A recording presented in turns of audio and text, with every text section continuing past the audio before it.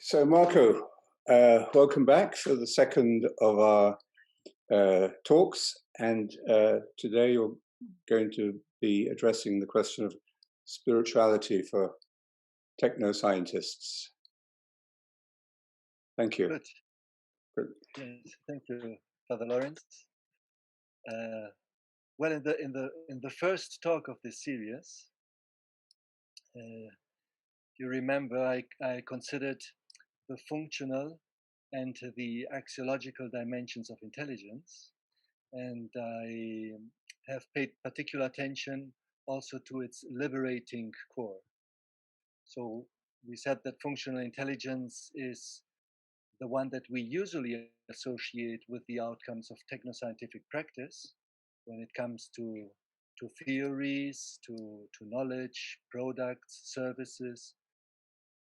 Technoscientists with their intelligence seek to understand, to model, to predict, to control, to measure. The activity is primarily problem-solving oriented. And this problem-solving activity is also the main focus of the scientific approach to the study of intelligence itself.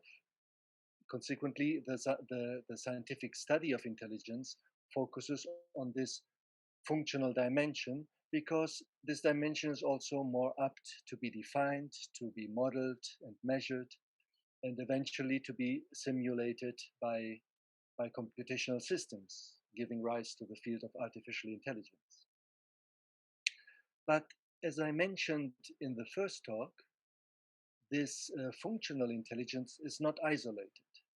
And technoscientists, in their scientific research practice and technological development, make use of their whole intelligence in its integrity.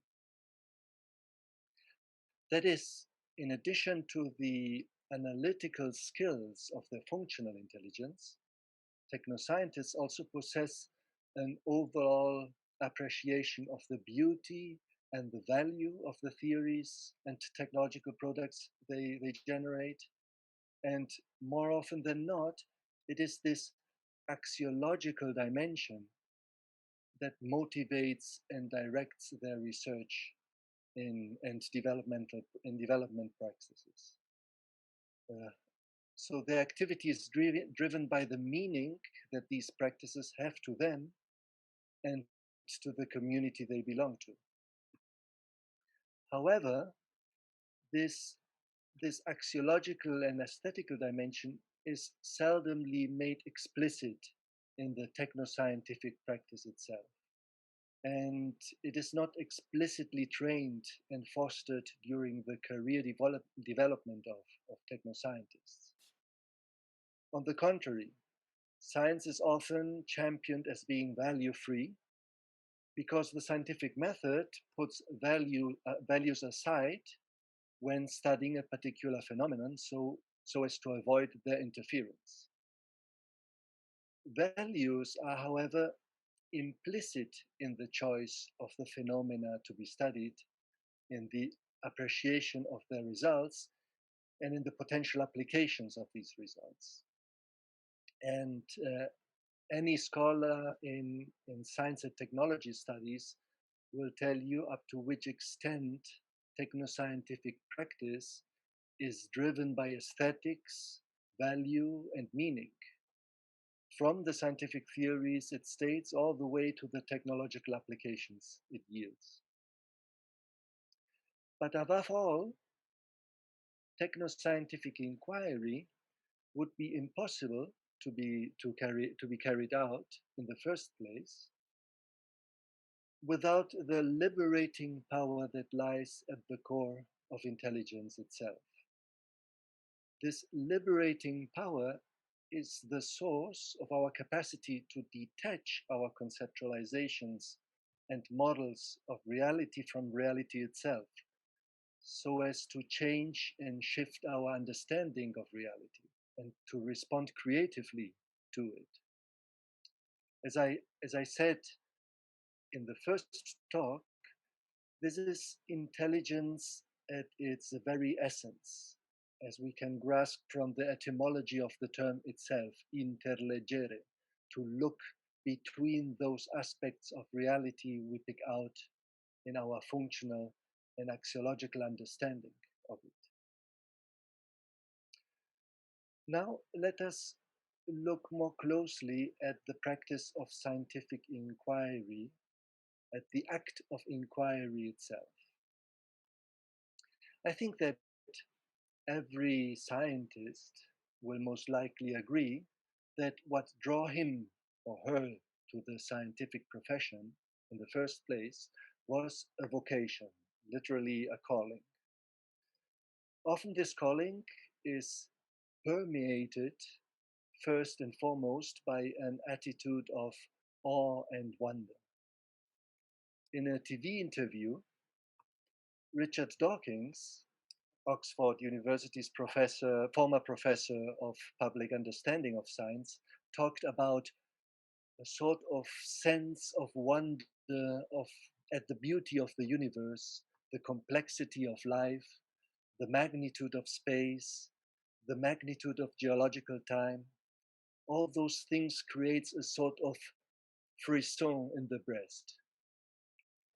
Now, this frisson in the breast, could it be a similar experience as the one expressed in the following psalm?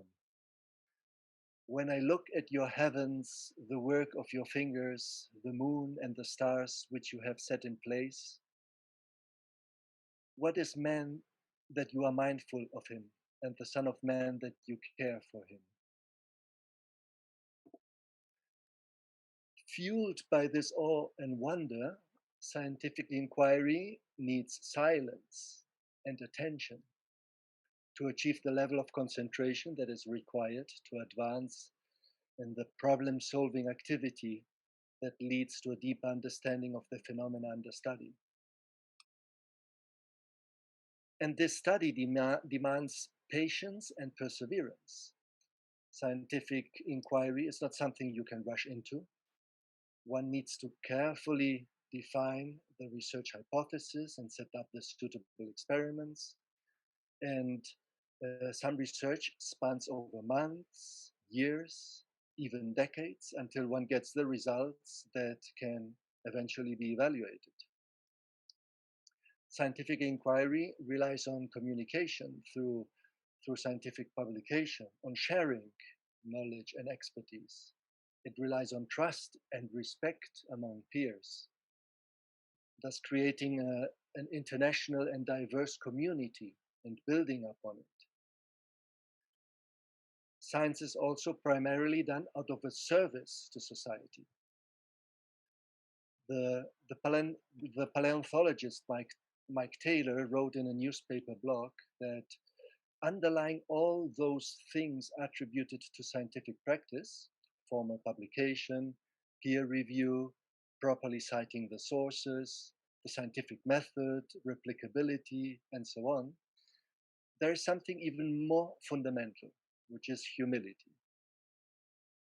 Now, scientists may not be humble people, but all those aspects of how science is properly executed, publication, peer review, replicability, and so on, all these things forces scientists to act humbly, to be careful about what they can state and what not, and to always be open to be corrected and to change one's understanding of reality.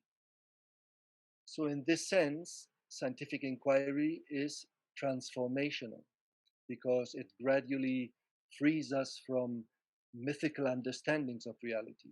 It purifies, so to say, our experience. It has relocated us humans from the center of the universe to the margins of one galaxy among many.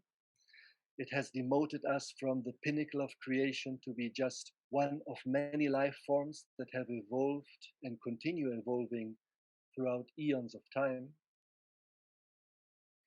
Now, looking at these attributes of scientific inquiry that I have just mentioned, vocation, awe and wonder, silence and attention, patience and perseverance, care, communication and sharing, trust and respect, community, service and humility, openness to transformation.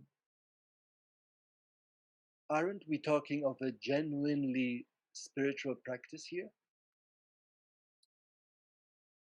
Hence, at first sight, it may seem as if technoscience is merely the result of our functional dimension of intelligence, focused on the problems it has to solve and the technological solution it proposes. And as such, it is often put in opposition to spirituality.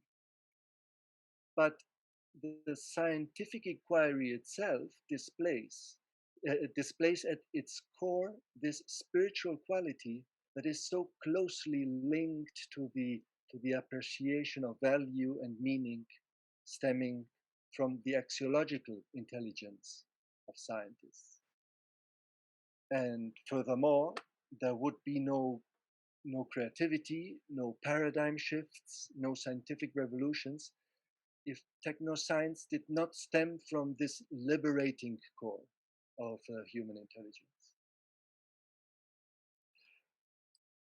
Now, our societies are putting a lot of emphasis on the cultivation and development of our functional intelligence. But we are not nourishing enough the other dimensions of intelligence, our axiological and liberating dimensions. And we can observe the result of this unbalanced intelligence in our societies in the shape that actual techno-scientific practice takes in the context of institutionalized science. So instead of following a vocation, most research is done primarily according to fashionable research lines, where one has more chances to get funded and their work published. Instead of being driven by awe and wonder, research is directed more and more towards useful, applicable results that can have potential economic value. As for silence and attention, you can't find that much in today's research centers and labs, where researchers are confronted with constant interruption and are forced to continuously jump from one idea to another. Instead of patience and perseverance, research is carried out more and more according to short-term objectives, and publications are put out containing half-baked ideas, a result of this publish and perish principle governing scientific production today. Instead of open communication, scientists are often wary of sharing ideas and are drawn into competitiveness without fostering sincere collaboration. Instead of trust and respect, there is often fear of challenging powerful orthodox theories and worldviews, as it may affect one's credibility and subsequently one's scientific career. Instead of building a true community, often behind scientific and technological advances, there are big businesses aiming for economic profit without the objective of serving society and leading to rigid power hierarchies. Instead of humility, what we often get is plenty of arrogance and the striving for power and for enhancing the egos. And as for openness to be transformed, many scientists still carry with them a mythical baggage because they see their scientific activity as discovering an independent, objective reality, yielding scientific theories that describe this reality in a more or less faithful way. This unbalanced cultivation of human intelligence, favoring primarily the functional, and developing to a less degree the axiological and forgetting the liberating altogether is very problematic when it comes to the development and deployment of techno-scientific products and services in society. Now, as I've done in the first talk, let's look again at the example of artificial intelligence, my own area of scientific inquiry.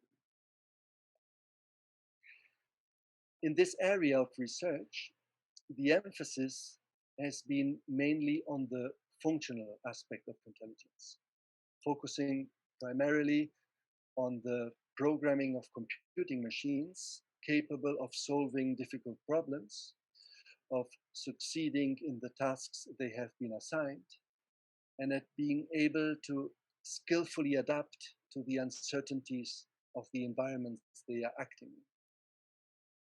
It is a fascinating area of research, and I have been working in this field for more than 25 years now. Today, there's an unprecedented interest in artificial intelligence research and its outcomes, because there have been important breakthroughs and success stories in this field of inquiry. But we are facing a great risk when developing highly skilled artificial functional intelligence within societies with a shallow axiological and liberating intelligence.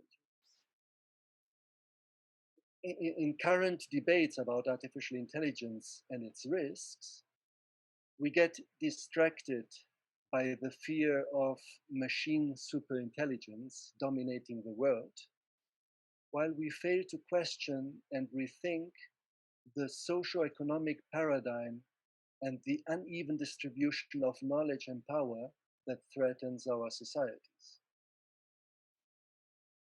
If you look at the narrative about this superintelligence, you will notice that more often than not, it is framed in terms of machines that will replace humans in most workplaces.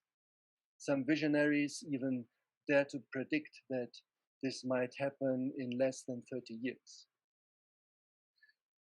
This claim, however, is already revealing an impoverished view of intelligence, a merely functional intelligence oriented to the execution of tasks and the resolution of problems, an intelligence that is evaluated in terms of economic performance in the labor market, and intelligence that is applicable to rationalized jobs according to the mathematical model of rational choice theory.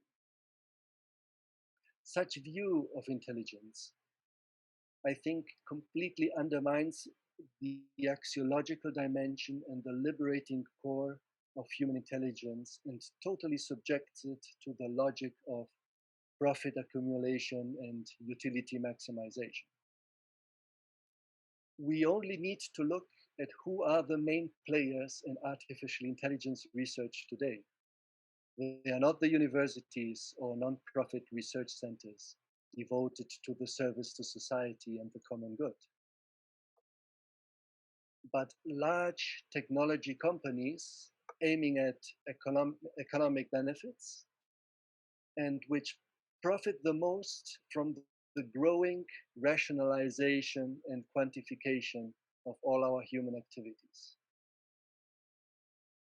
The activities of these companies have been created a market that is based on the increasingly accurate prediction of our behaviors through the ruthless extraction and analysis of large amounts of data using artificial intelligence technology. And the economic benefits generated by this market are huge and could even be greater if these companies were ultimately able not only to predict our behavior, but also to influence our future behavior by changing it, and this way reducing the inherent uncertainty of human creative freedom.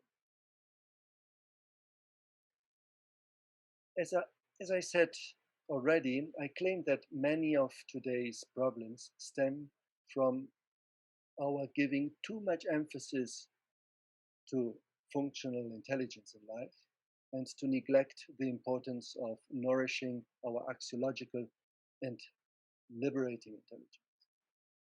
And this unbalanced approach to intelligence is intrinsic in our education systems.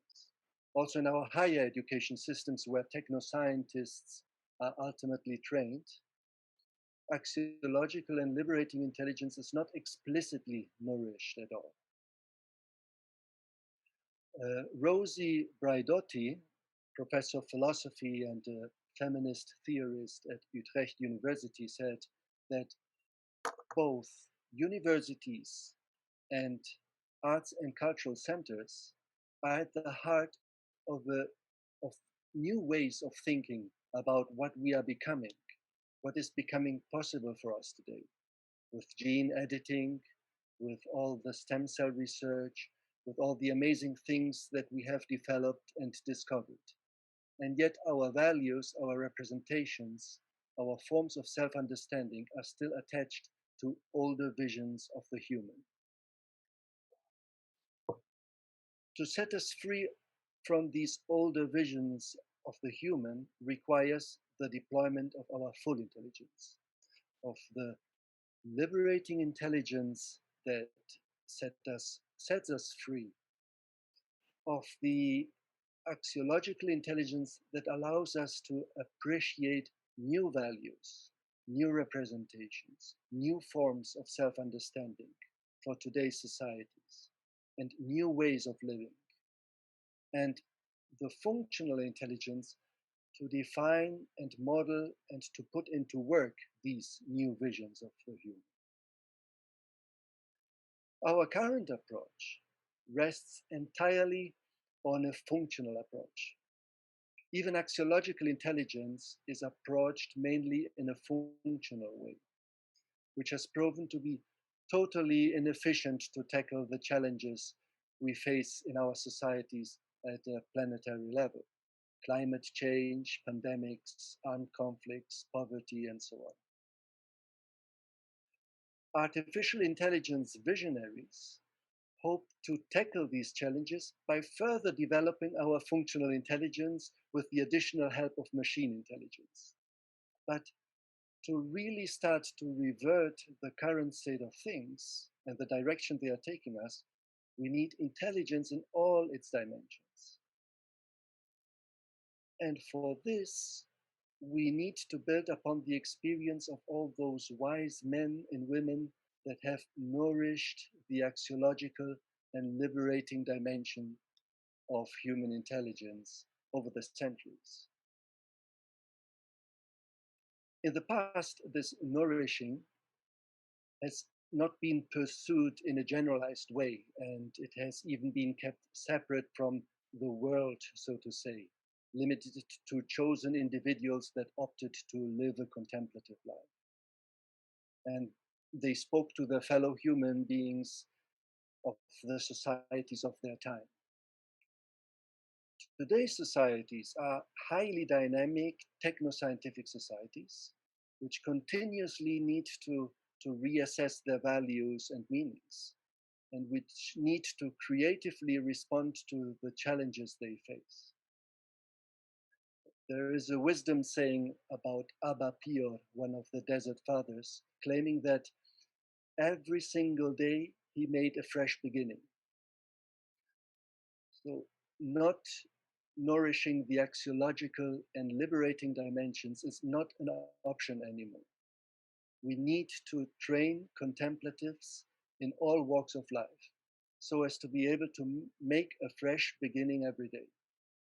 And all of us need to nourish all our dimensions of intelligence, and more so those that are creating and shaping our future realities, among them the techno-scientists. So what we need is a contemplative technoscience, but that will be the topic of my next talk. Excellent. we're going to make it possible for people watching these talks to send in their comments or questions in their own time, and we'll pass them on to you, and you can see them, and we'll see what comes out of it. But certainly people will, I'm sure, have many questions, many comments. David Bohm, you know, the physicist, was a brilliant, Einstein, I think, called him his spiritual son, brilliant and original thinker, but became really rejected by the scientific establishment after he had introduced his theory of the implicit order and the unified field. And there's this very chilling story of a former colleague of his who felt now threatened by him, was responding to a brilliant and paradigm shifting paper that Bohm had written. Bohm was surprised that no one responded to it. And later it appeared that this former colleague, who is now a competitor, had called his peers together and asked them to read this paper and to look for any errors in it. And they came back and they said they could find no errors in it at all. And these are the greatest minds in this field. And and his response was, in that case, we must ignore it completely. And that's what they did for like 20 years. They just ignored it. Mm-hmm. I mean, that expresses this strange, dark force in the scientific mind, scientific inquiry process, which is similar in a way to, well, very similar to religious fanaticism or obsessiveness or rigidity and intolerance of anything that is unorthodox or expressed in an unorthodox way. Why is it that, I mean, in that sort of situation, religion, even though it may be rejecting, science, although it may be rejecting religion, is in fact simply another religion, isn't it? Yes, and I think it is related to what I wanted to express today, in the sense that this liberating intelligence that really allows us to free ourselves and to not get attached to a certain way of thinking, to a certain school of scientific thought, or even in sense of religion, or to a particular traditional or cultural frame of religion, instead of trying to attach to it, to be able to see them as just forms and metaphors, and that have helped us maybe in one way or another way, and but we are not attached to them. And this liberating intelligence that allows us really to free from that is maybe that is most lacking in scientific environments as well, even though it is the force that makes science advance, because unless you question everything, you cannot change things. And so the force that really makes change things and advance and make scientific revolutions is to be free, and to be free of the models that science has created, and to be able to question them and to change them. But often we get again attached to them, and that's why I think that it is important that we scientists acknowledge that there is this dimension, and that we need to nourish it, because that is what helps us to move forward, and not to get attached to our. I suppose to sell that idea, or to promote that perspective, or reclaim it, for science, you have to show that it does produce results. In other words, this liberating aspect of uh, of this axiological intelligence probably was we lost it because it didn't seem to produce immediate results, or the other form of intelligence on its own was producing very valuable and measurable results. That's the problem, right? That the way we evaluate the outcomes of science are evaluated in this very productive, quantitative way as well. And obviously, being more faithful to this liberating intelligence maybe does not produce so many papers and does not draw so much funding, and then it doesn't allow you to evolve in your career in the current system. So yes, the system itself right now is a problem to get into touch into again with this deep level. Although I think every scientist has it, because it is part of our intelligence.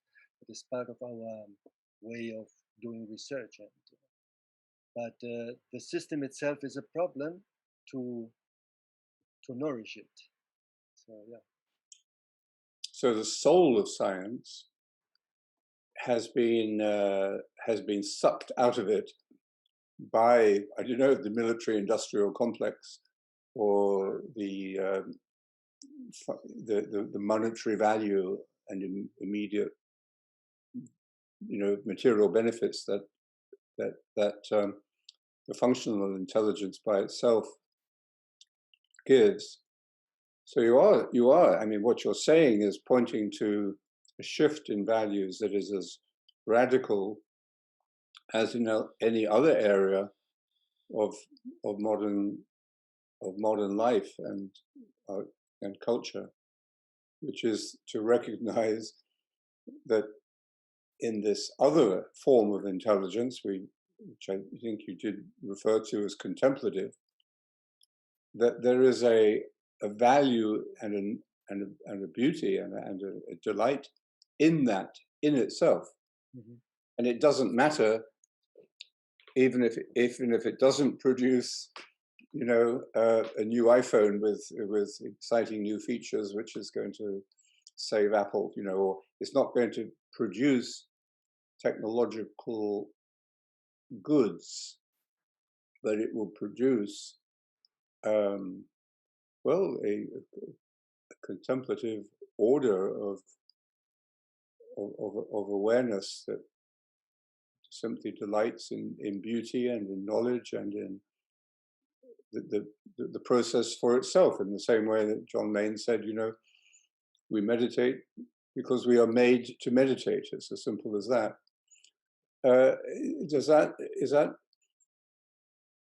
That's a tall order. That's a big challenge, of course. That's what we're focusing on, is how do we reawaken this sense of delight, I think, is, and that recognizing that this delight is what makes the human being light and delightful and sort of able to enjoy and taste, and to be wise to taste reality. But yeah, and even if it does not generate immediate quantifiable results, in the long run, it has an effect on the kind of science that is done, the kind of technological products that come out, and we would see it in an indirect way, that at the long run it is beneficial for the human family and for all life forms and for the planet in general. But it has not this immediate economic value, and I guess that's the same with meditation. You don't really feel immediately that it is beneficial, but it how it permeates in the environment Mm. living, right? And Maybe it's like the first manned space mission to the moon didn't really produce any great results as far as I am aware.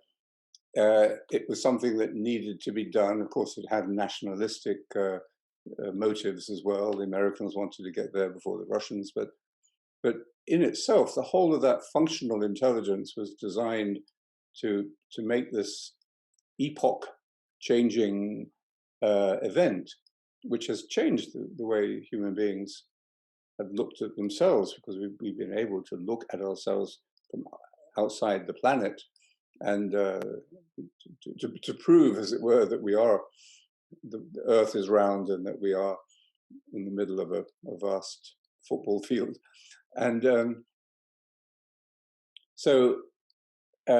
and yet that technology apparently did produce the technology that took us to the moon did produce a huge amount of marketable products. I think computer games among them, and I suppose other forms of technology that have made life better for us. So, but you're almost, I mean, you're not a monk. You're a father of two, and but you're a meditator. But what you're describing is almost the idea of a science which is like a contemplative order. You're asking a lot of scientists to, but maybe in the same way as the Pope is asking a lot of the clergy to give up their clericalism and to recover the simplicity of the gospel, and to not be and to let go of the institutionalism of the church. So how do you encourage this? I mean, you are encouraging it by expressing it, by living it yourself, writing about it, teaching about it. What else? What else are you going to do? maybe I leave the answer to this question to the next talk, Ah, which is about how do we get to this contemplative technoscience, and what would be the steps towards it, or how would it look like? ah, So I reserve to answer this question with more time in the third and last talk of the series. that sounds a very good scientific method. I will comply with that. Thank you very much. But just one last point and see what you think. When you were speaking about these two aspects of intelligence last week, and this one, the functional and the axiological, uh, it it sort of evokes this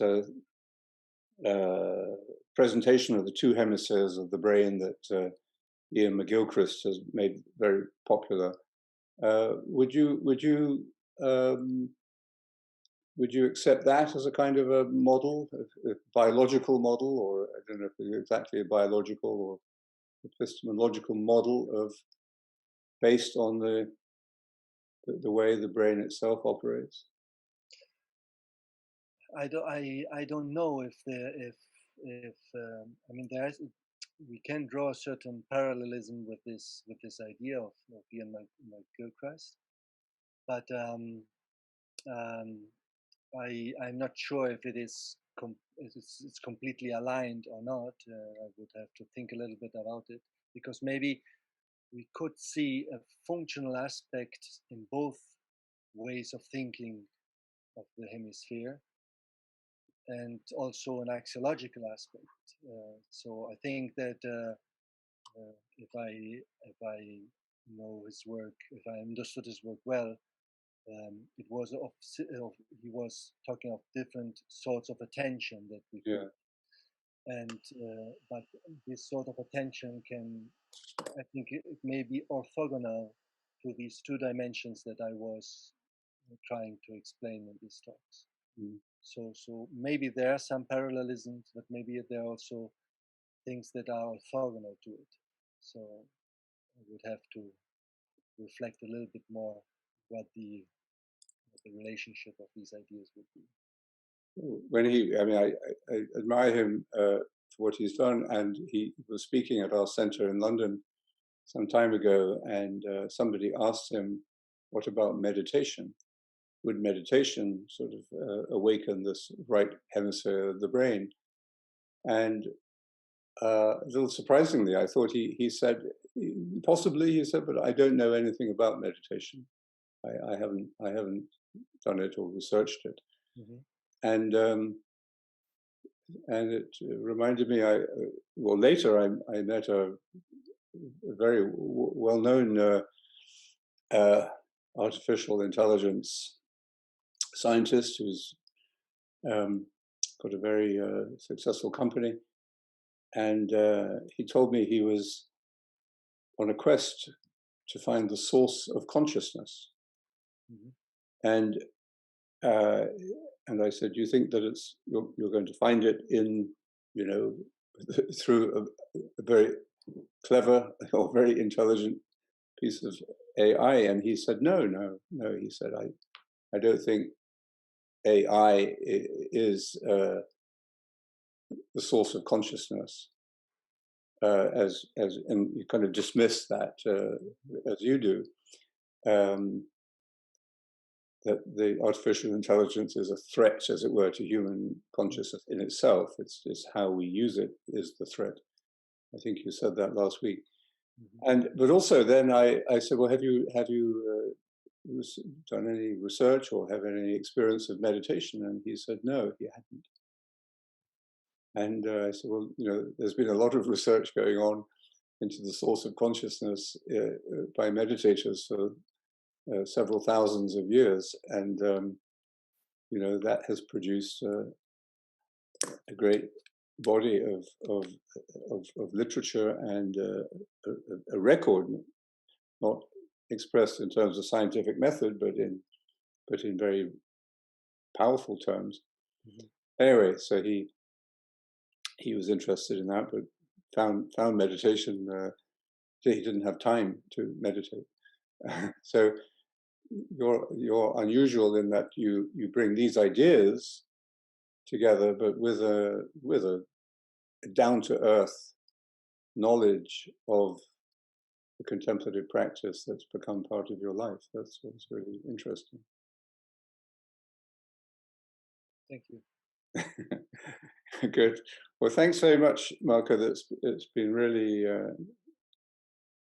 stimulating and rewarding as well, and I'm sure everyone who watches this is going to be very appreciative of it, and we'll look forward to the next one. See you then. Thank you.